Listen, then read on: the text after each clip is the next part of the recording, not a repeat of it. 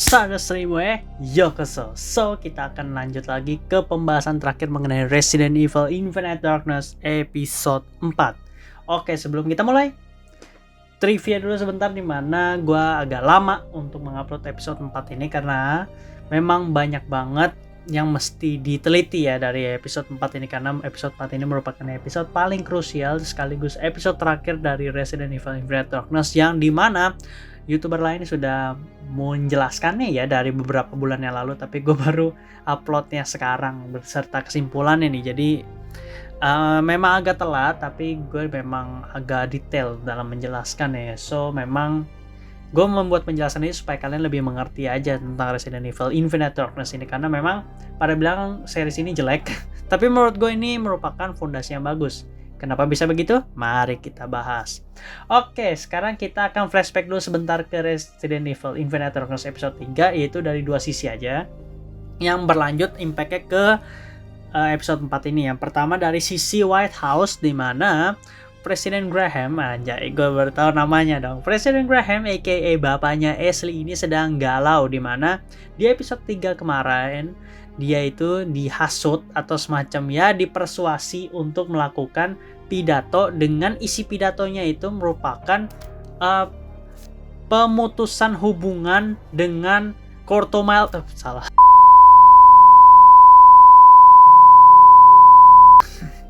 salah salah kebanyakan nonton Suicide Squad, sorry.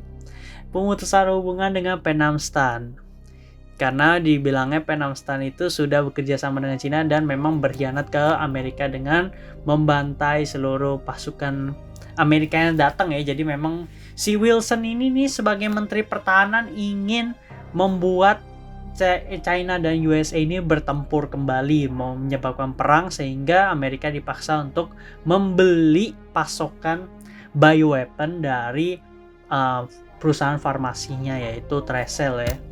Nah, di sini Presiden Graham bingung, sekaligus juga dia nggak mau sebenarnya untuk mendeklamasikan atau memproklamasikan hal ini ya, karena memang hal ini bisa memicu perang, bukannya bisa lagi, pasti memicu perang.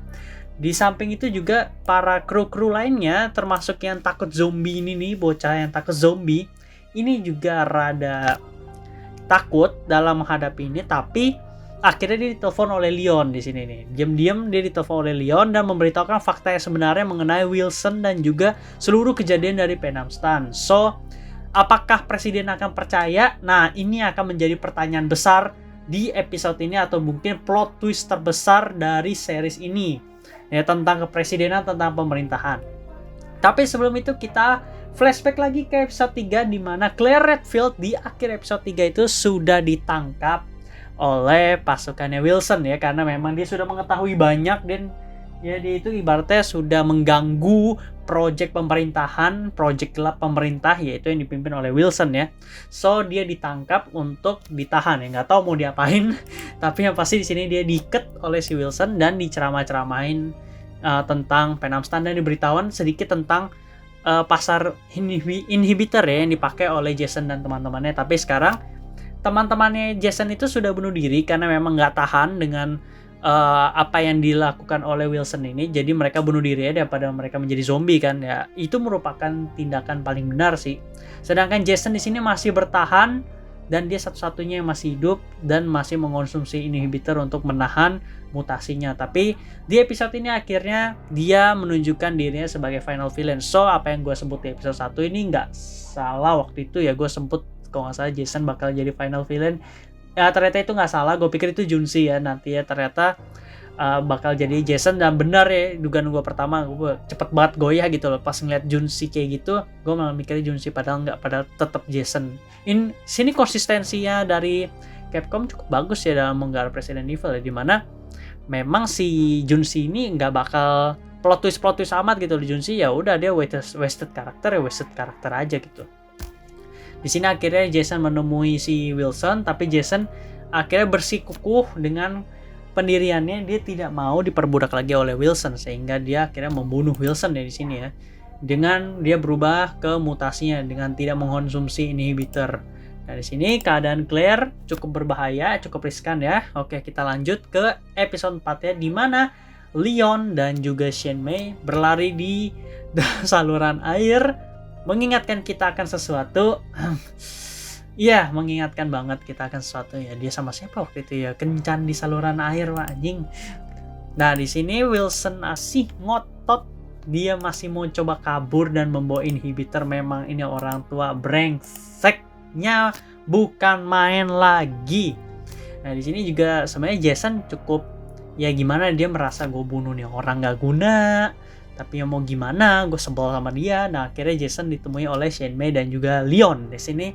Dengan tujuan Leon ingin menghentikan si Jason karena memang semua sudah selesai di sini nih, karena dia sudah memberitahu presiden sebenarnya semua sekarang akan ada di tangan presiden. Apakah presiden percaya atau dengan Leon atau tidak? Leon ingin menutupi semua ini, jadi supaya apa yang terjadi pada Jason tidak akan terjadi lagi pada orang lain gitu, dengan cara menutupi ya. Mungkin ini salah satu tindakan naif dari Leon menurut gua.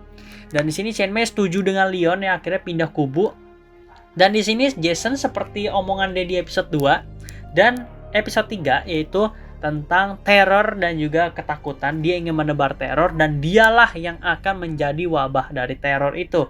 Wabah di sini bukannya bersifat virus ya, seperti virus Resident Evil pada umumnya. Di sini lebih ke psychological. So, Resident Evil Infinite Darkness ini menurut gue merupakan film Resident Evil yang ingin membawa kita ke wabah yang lebih psychological, bukan scientific. So, bagi kalian yang bersikuku untuk mengetahui virus scientific yang ada di Resident Evil Infinite Darkness, mohon maaf, tidak dapat ditemukan. Tapi tetap gue bersikukuh atau gue berpendapat kalau misalnya virus yang dipakai di Resident Evil Infinite Darkness ini merupakan prototype virus. Karena kenapa? Di terakhir kan dipakai oleh Tricell ya, diproduksi oleh Tricell dan mereka bekerja sama oleh Tricell. Jelas itu bakal membawa kita ke Resident Evil 5, di mana Tricell itu membuat prototype virus yang dipimpin oleh Albert Wesker. Itu aja sih untuk menjelaskan virusnya.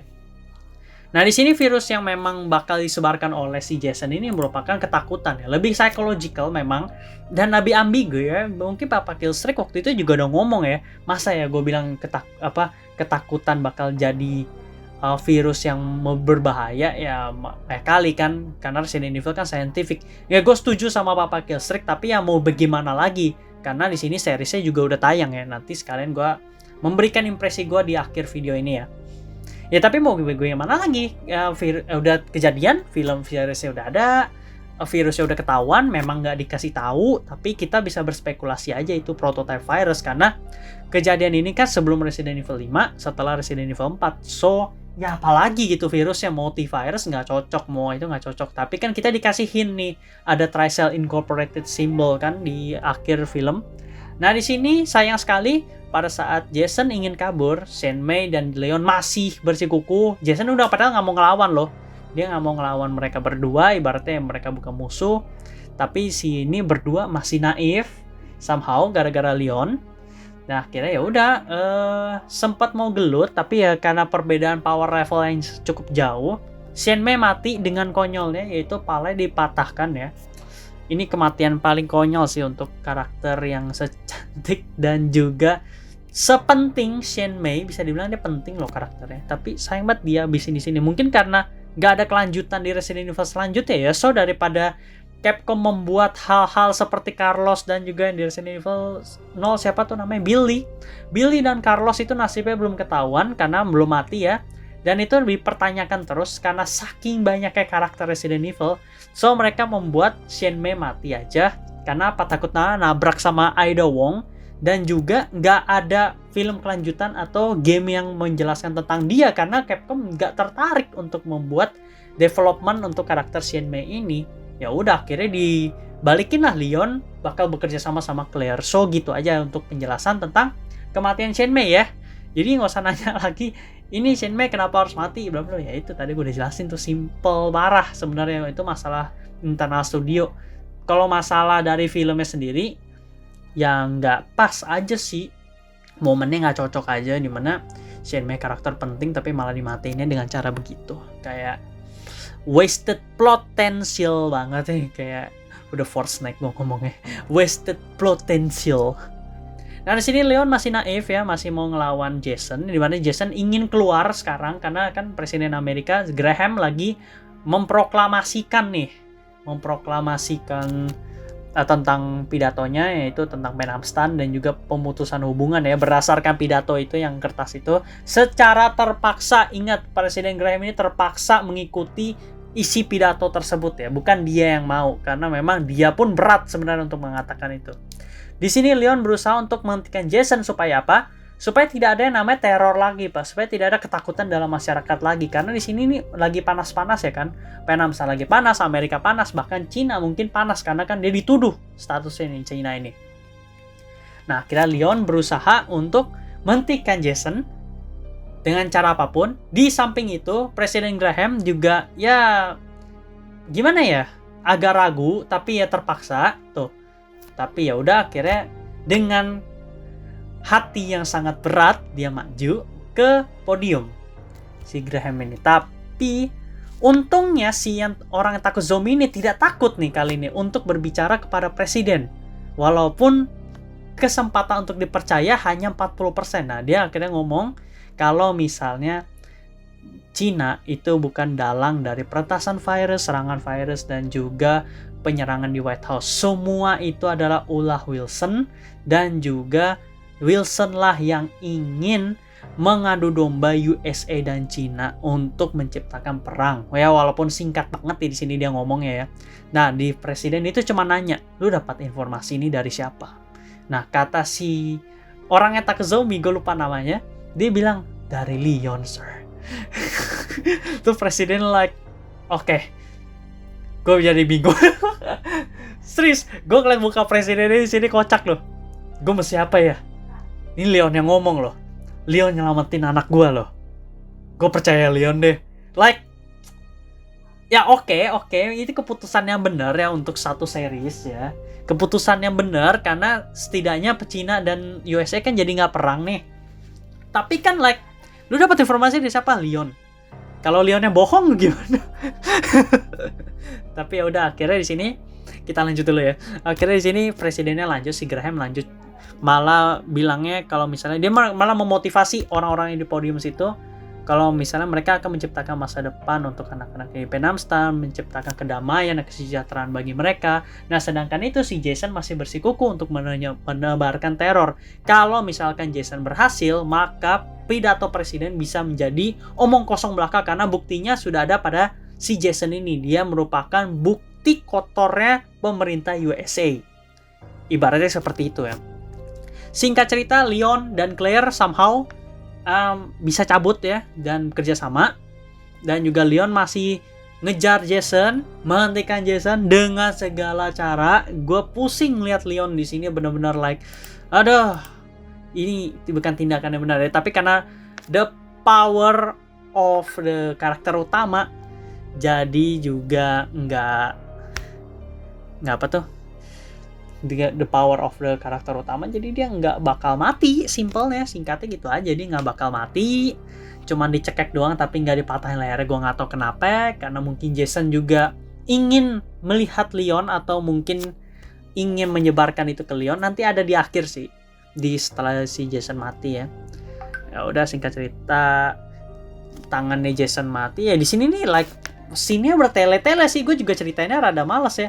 Dia kan bertele-tele, terus juga dia cuma berusaha menghentikan. Jasonnya juga banyak ngomong, bukannya langsung terjun ke atas aja, bukannya langsung manjat, malah banyak ngomong ini itu, gue bakal nyebarin ketakutan, gue bakal mau semua orang melihat. Ya gue juga bingung Pak mau ceritain apa. Ujung-ujungnya si Leon bisa membalikan keadaan gitu loh. Si Jason akhirnya malah bisa dijatuhin ke acid pool gitu loh tuh. Akhirnya malah mati kan. Dan di tengah kematiannya itu, ini yang bikin merinding sih.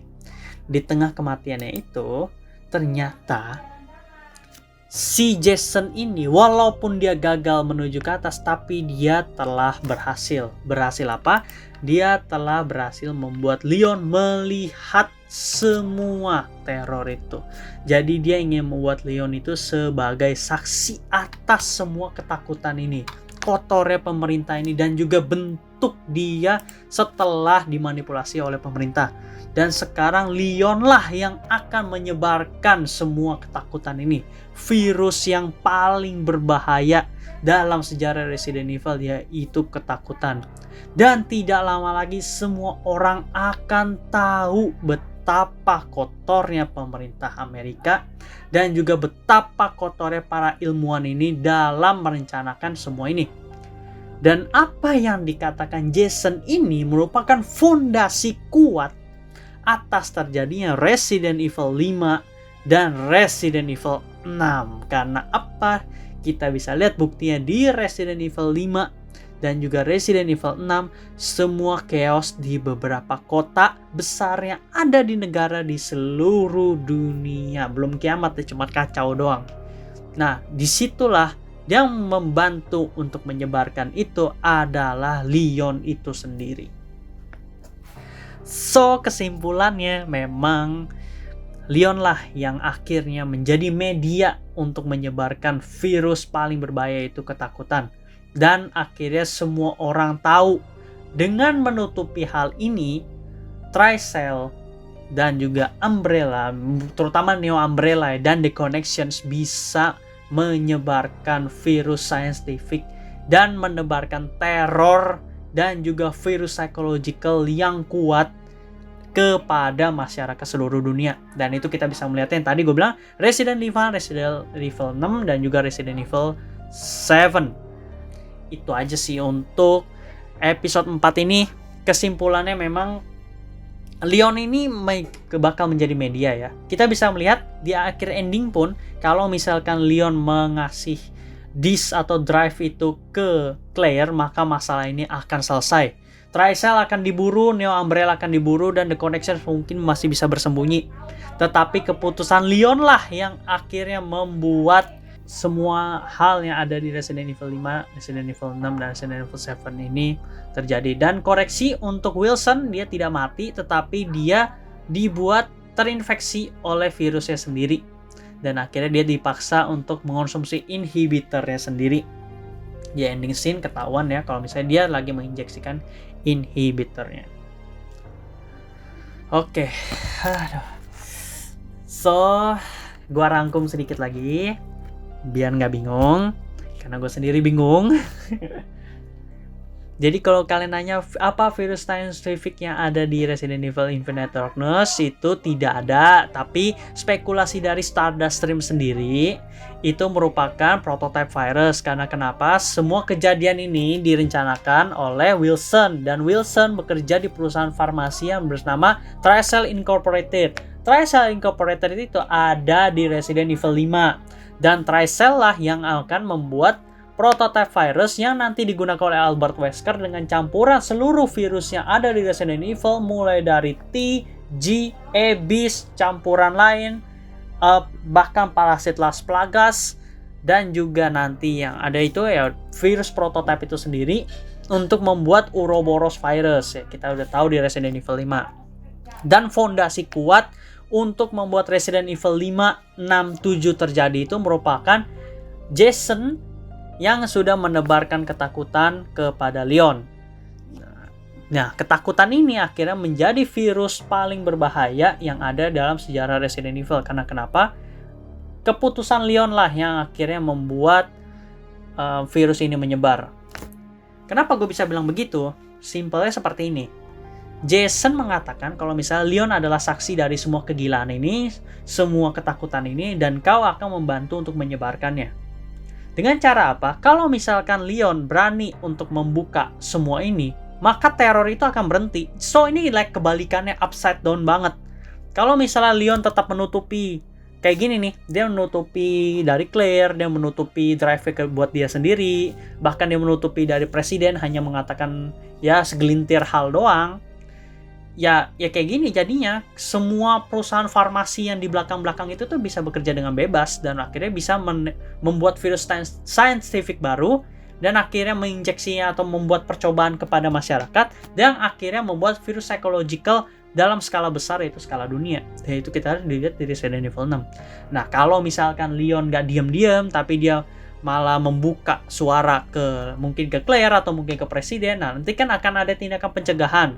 Nah, di situ tidak akan ada yang namanya ketakutan lebih lanjut, karena ketakutan itu bakal ada di media itu aja, dan nanti mereka akan diam-diam menyelidiki dan juga membasmi semua perusahaan farmasi itu, atau bisa dibilang menyidik seluruh perusahaan farmasi. Ibaratnya terjadi outbreak, nggak bakal jauh-jauh banget, paling skalanya cuma satu kota atau bahkan nggak nyampe satu kota, bahkan cuma satu mention doang kayak di Arklay Mountain gitu loh.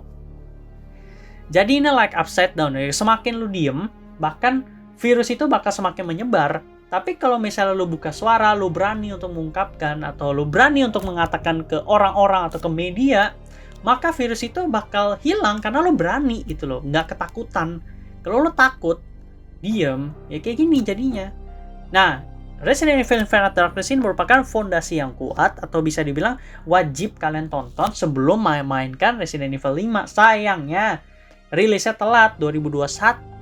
Orang udah pada bingung, udah pada pusing sama Resident Evil 8, Resident Evil 7. Udah jauh Pak Albert Wesker sudah mati. Terus siapa tuh yang di Resident Evil 6 itu saking gak pentingnya gue gak tahu nama musuhnya juga udah mati.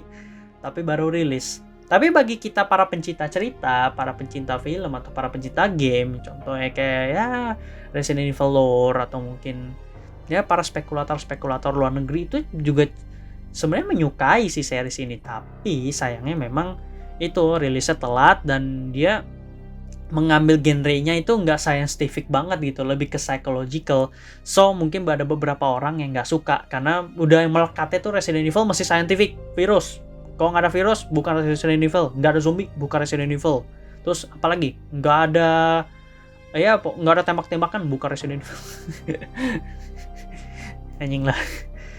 Oke, sudah cukup panjang ya untuk Resident Evil Infinite Darkness episode 4 ini, karena memang ini merupakan campuran dari Resident Evil Infinite Darkness episode 3 ya. Karena episode 3 gue hanya menceritakan sejarah dari Penam Stan.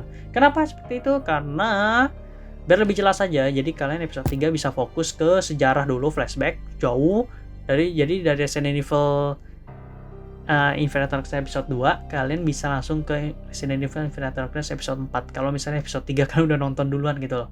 Jadi nontonnya lebih ke maju mundur, tapi kalian paham gitu. Kalau gue campur di episode 3, kalian udah boring di pelajaran sejarah, terus kalian suruh ke pelajaran sosial, kan bosen gitu loh.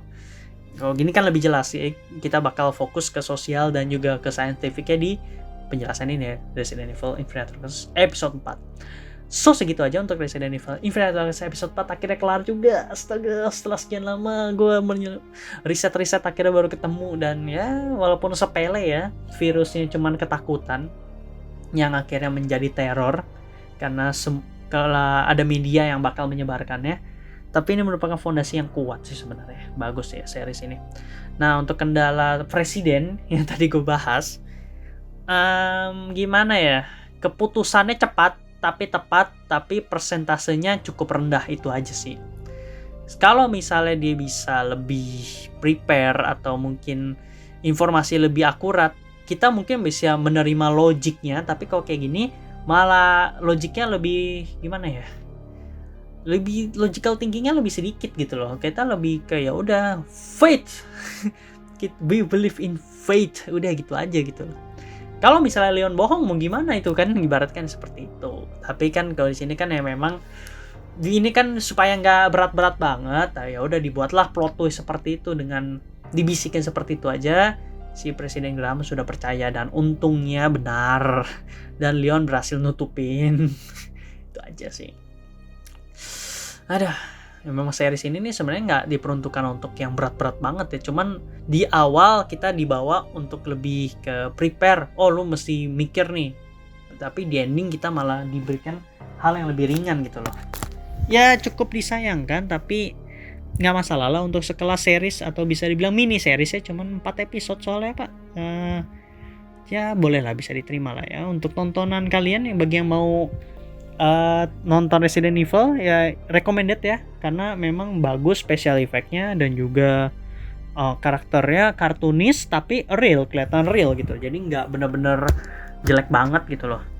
Jadi bisa lah untuk ditonton, special effect-nya juga mantap. Dan juga untuk mutasi Jason-nya keren, sayangnya kurang aksi aja ya. Cuman loncat manjat kayak Hulk. Tapi overall untuk membuat fondasi kuat ke Resident Evil 5 ini sudah bagus. Dan bolehlah untuk ditonton lah. Oke. Terima kasih karena sudah menonton Resident Evil Infinite Darkness episode 4 ini, penjelasannya ya, dan juga breakdown serta fakta-fakta dan kesimpulannya. Bakin next episode kita bakal lanjut ke gaming ya, karena gue lagi demen game dan juga gue lagi demen ke Tokusatsu ya, karena 6 hari lagi ya, merupakan episode terakhir dari Kamen Rider Saber. Mungkin gue bakal pindah ke Tokusatsu dulu ya untuk sementara, mungkin kalau ada penjelasan tentang Resident Evil, fakta-fakta lain ya gue bakal membuat itulah, karena gue fokus ke situ juga kan.